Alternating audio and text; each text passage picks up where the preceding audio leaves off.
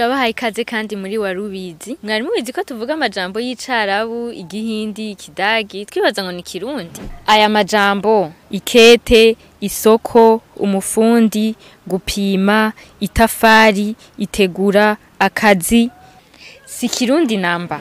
Ayo majambo atanguye gukoreshwa ejo bundi mu 1912 igihe abadagi bubaka igisagara ca Gitega. Ikete ni jambo rivuye mu kidagi kitange, kikaba cari icanditse cahabwa abatanze ikori cemeza ko ryatanzwe. Umutoza kori Wolf ngo ntawamucarukana.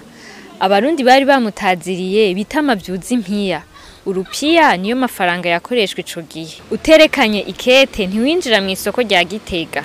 Isoko ni jambo ry'igiswahili rikomoka mu carabu souk, rikaba risigura akaguriro. Isoko ya Gitega ni imwe muri nkuru zubatswe ubwa mbere. Itafari ni kimwe mu bikoresho vyo kubaka.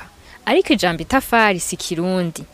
Ni carabu risigura tofali. Tukaba turikesha abafundi bubatse Gitega. Umufundi ni jambo ry'igiswahili risigura umuhinga. Igihe Gitega yubakwa nta barundi bari bazi kubakisha amatafari. Abubatsi bari abahaya n'abasukuma bo muri Tanzania bavyigishijwe n'abahindi.